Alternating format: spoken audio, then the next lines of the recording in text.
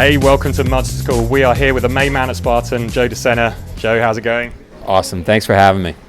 Good. And you're living over in China now, right? Is that right? Well, I'm close to China. I'm in Singapore, which a lot of people don't realize is another little country right next to Malaysia. It's actually attached to Malaysia. Mm-hmm. It is not nearly as difficult living in Singapore as it would be in China. Yeah, I'll bet. But you're over there. Are you doing it for work reasons, or are you over there as a lifestyle choice, or is it a bit of both? A bit of both. We've been trying to get the kids to speak Mandarin for a long time, and we wanted to dive in and get them into a bilingual school. But also, we really wanted to push Spartan hard into Asia, and it's just much easier to be there. The 23-hour trips were just a little much. Yeah, and how's that going, the expansion there? I mean, what's happened so far, and then what's planned? So Singapore and Malaysia launched successful. South Korea launched successful. We're doing events actually every weekend in China, little exhibition events right now. Hong Kong's coming online, Thailand's coming online, Indonesia's coming online, all end of this year. So, wow. Yeah. And so as you're moving into these new territories, because actually I did your first Dubai race last year, and you're pushing into the Middle East quite heavy now, aren't you? We are, yeah. And when you're going into these new territories, does it feel like you're preaching to the converted? Have they already heard of obstacle racing and they're happy to receive you, or are you trying to convince them about something new again? No, it's easier than you think. I think the word Spartan translates into every country, so that's good. It's known as a lifestyle. You kind of get that you're going to be out of your comfort zone when you're involved with that, anything with that brand name on it. I think some videos online quickly make themselves available to everybody, and it's been very easily accepted, surprisingly, everywhere. No, there's no issue. Yeah, Japan's been a little tough, but outside Japan, no problem. Yeah, and if they got, I would expect that Japan would be really into that kind of thing, with the history of Ninja Warrior and stuff like that. But no, it's been a tougher battle. It's a tougher battle in Japan. Japan in general is just harder to do business there. We're actually going to move. My family and I are going to move to Japan. So maybe we'll add like a whole samurai obstacle to this thing. Who knows? Yeah. Right? Yeah, cool. And I'm going to cut something now, because every time we've met, we've done a thumb war. We've had to do a thumb war, and I've got to apologise to you, because I felt like the last couple of times we've done it, you've absolutely destroyed me, and I thought next time I see Joe, I'm going to train and I'm going to sort my thumbs out. I actually saw some videos of you doing kettlebell swings with your thumbs. Yeah. But then I didn't see you. I haven't seen you for like a year, Joe. And actually now this kind of happened at the last minute, and I haven't been training. I could see they look a little bulky. They're not. Look how skinny they are. But so I was gonna drop out of it, and I wasn't gonna do it, but let's do it anyway. Right? Okay. 1, 2, 3, 4. Whoa. 5. No, we've got to do 1, 2, 3, 4. I declare a thumb war. Right. 1, 2, 3, 4. I declare a thumb war. Oh, you're just so strong, Joe. Oh! Got him! Oh, well, right. One day, Joe, I'll keep working on it. So, Spartan Race, I would say a big part of that is the people who are just coming along and having fun rather than competing. I mean, we'll talk about competition in a little bit.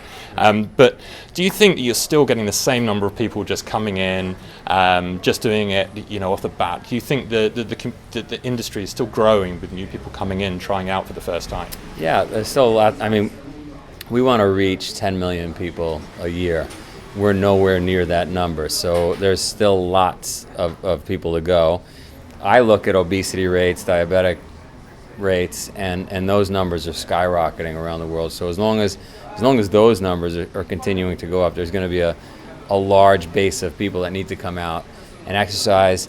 Traditional running's on the decline, because I just think it's for the millennials and new up and coming kids and so forth. They're not as excited about just running on the road, certainly a marathon. Mm-hmm. So no, there's still a huge wave of people coming into the sport. When you look at an actual Spartan race or an obstacle race, certainly a large percentage of them are just coming out for the first time and just feeling it out, and not necessarily ultra competitive, but 20-25% of them are pretty competitive, and most of them are competitive with themselves. They want to beat their last time, or see how they, or get more fit, or develop a six-pack, or live healthy, or whatever. Mm-hmm.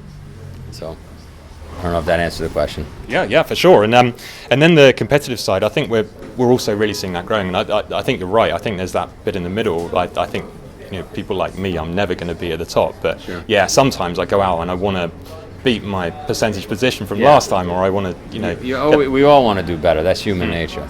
And but how do you feel about that the very top athletes and how that scene is growing? Is that something that you're continuing to push? Yeah, we're investing big money into the elite category, because if you want to have a sport, which we want, there's no sport without athletes.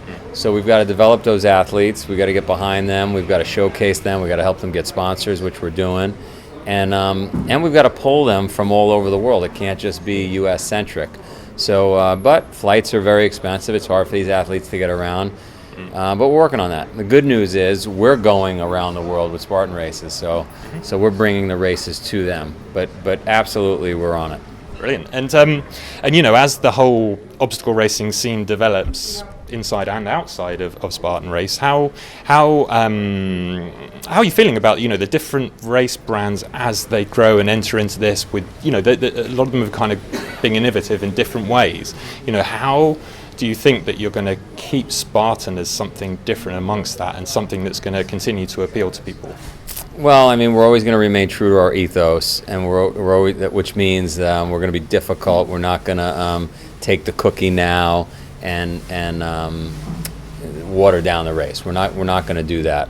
So I think that's where we differentiate ourselves from the competitors, because I think it's hard to compete the way we put on the race. It's hard to pull people off the couch. Spartan Race is a much more difficult proposition for that newbie. And as far as a bunch of competitors coming in, I think it's good, because you want people to get healthy. That's our ultimate goal. But it's also bad, because if you want to be an Olympic sport and you want to attract big sponsors, it becomes harder when you've got a bunch of what we call ankle biters out there, all Me Too events. And I can't tell you how many events pop up, especially in Asia, trying to call themselves Spartan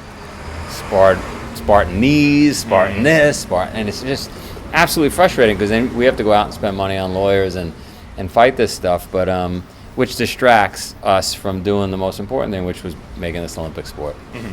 So yeah, onto the Olympic sport thing. Just quickly in summary, how has the process gone from the beginning until where you're at now today? Yeah, so the very beginning, I would just say it. I want to be an Olympic sport. I had no idea how we were going to get there. I didn't even know if it was possible, but I figured if I kept saying it, it would just materialize, because that's what I do for me in my life. And it's happened. All the stars are starting to align, and I would think it's going to be a lot sooner than we thought that this will be an Olympic sport. So I'm excited, and I'm got meetings every month on this exact subject, and so it's coming together. Brilliant. And a real hot topic with me, I don't know how aware you are of it and kind of how outspoken I've been about it, but I really want to talk about the failure system, the penalty forfeit system, and how aware you are of the different things and what you think of the different things and how it relates to your burpee forfeit system. Yeah. So obviously at the World Champs we have the OCR World Champs. Yeah. We have the mandatory completion. Yeah. There's some events that are bringing in penalty loops, particularly toughest are quite high profile for their kind of odd systems and penalty loop systems.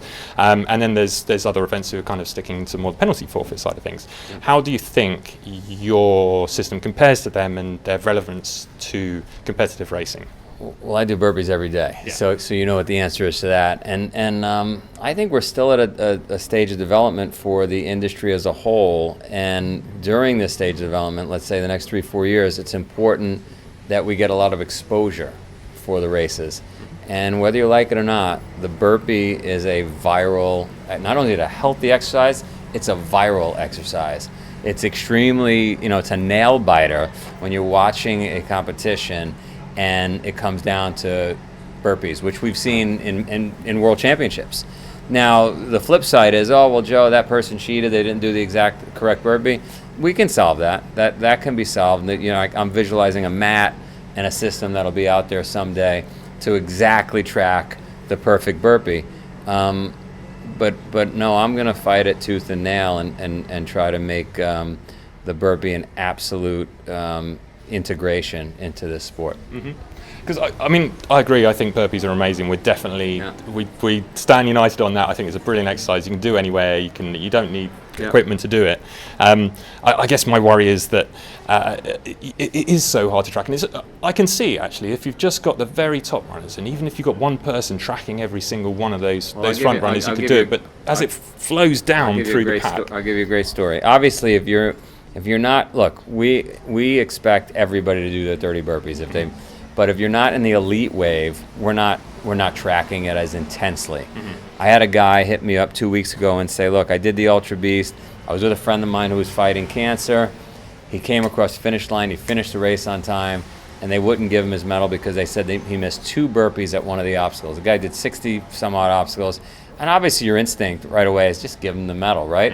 But that's not the right thing to do because we're trying to remain true to the sport. I reach out to our head of sport and I send him the email, and he responded and he says, no, he didn't miss 2 burpees, he missed 12 burpees. And here's the videotape.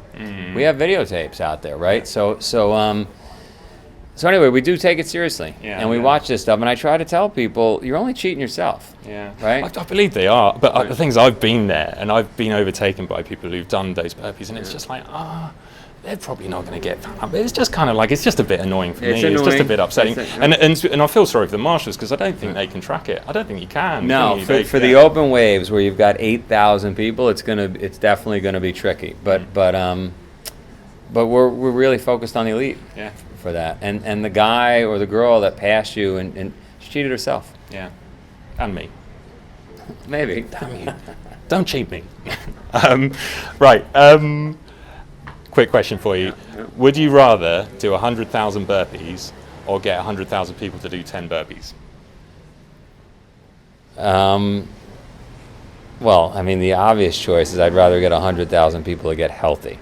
And so if they all did, but I don't know if 10 burpees would really do it. And I attempted 10,000 burpees, and that was tough. So I don't know if I'd really want to do 100,000 burpees. But I guess my motto in life is always do what you don't want to do, so I guess I'd go for the 100,000 burpees.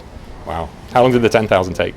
The attempt, I went about 10 hours, and I got 40 some odd hundred done. So, it would probably take me 20 days to do 100,000, if not more.